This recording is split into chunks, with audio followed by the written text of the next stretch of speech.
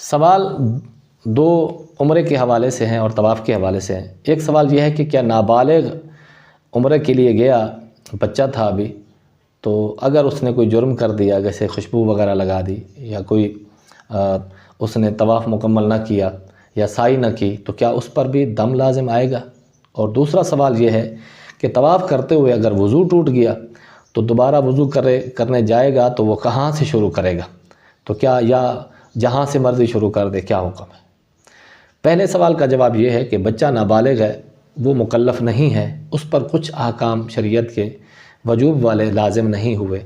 अगर उसने ये सारे जो उम्रे की अदायगी के जो मनासिक हैं, उसको एहराम बंधाना और उसको तवाफ़ करवाना या उसको सही करवाना, ये तालीम के लिए है, तो ये अज़्र तालीम है, सीखने के लिए है। तो अगर इसने कोई साई मुकम्मल नहीं की तो इस पर दम लाजिम नहीं आएगा। और इसने अगर तवाफ़ के 7 चक्कर पूरे नहीं किए तो इस पर भी दम लाजिम नहीं आएगा। ये तो वैसे भी 4 चक्कर पूरे करने से भी उसका तवाफ़ मुकम्मल शुमार किया जा सकता है। तो बहरहाल ये बात कन्फर्म हो गई कि नाबालिग अगर कोई उम्र की अदायगी के दौरान अगर कोई ऐसा जुर्म कर ले जिसमें बालिग शख्स पर दम लाजिम आता हो तो नाबालिग पर दम नहीं होगा। हाँ, अगर उसका वालिद साहिब इस्तिताअत है, अगर देना चाहता है तो शरीयत की तरफ से मना नहीं है, क्योंकि ये सदका हो जाएगा। दूसरा सवाल जो हजूर इस तरह करें कि या ना दूसरे सवाल का जवाब देने से पहले कि दम क्या होता है, हमें तो इसका भी इल्म नहीं है। अल्लाह अकबर। दम का मतलब ये होता है, एक फ़िकी इस्तिलाह है। दम का मतलब ये होता है, दम का माना है खून, दम का माना खून है।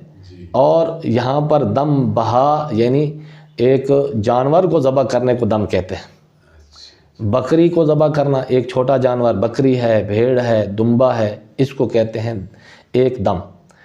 और गाय जो है उसको कहते, ऊँट या गाय उसको कहते हैं बुदना। वो 7 के क्या मकाम होता है, ये एक कुर्बानी को एक दम और 7 कुर्बानियों को यानी कि उसको बुदना वगैरह भी कहते हैं। ये एक इस्तिलाह है, फ़िक़्ह की इस्तिलाह है, जो शरई इस्तिलाह है, जो इस मौके पर अक्सर इस्तेमाल होती है। यानी अगर किसी ने वाजिब को छोड़ दिया या खुशबू लगा ली, जो जुर्म कर लिया था, वो जुर्म की नौइयत को देखा जाता है, तो उस पर दम आएगा या सदका आएगा। अगर सदका होगा तो फिर सदक़े की आगे मज़ीद तफसील है कि वो खजूर देने से, 1-2 खजूर देने से सदका हो जाएगा या फिर सदक़े फ़ितर की मिक़दार देना पड़ेगा। अक्सर मकामात पर सदक़े फ़ितर की मिक़दार देना सदका करार पाता है। और जो दम होता है तो उससे दम से मुराद बकरी ज़बह करे या फिर दुम्बा या भेड़ या फिर गाय का 7वां हिस्सा या ऊँट का 7वां हिस्सा देगा, तो ये एक दम करार पाएगा। तो उम्मीद है दम की बात समझ आ गई होगी। और दूसरा सवाल, जो तवाफ़ के दौरान अगर उसका वज़ू टूट जाए तो जिस जगह वज़ू टूट रहा है वहाँ से वापस पलट जाए, क्योंकि तवाफ़ बावज़ू करना ज़रूरी है। वज़ू के लिए यानी कि तवाफ़ के लिए वज़ू वाजिब है।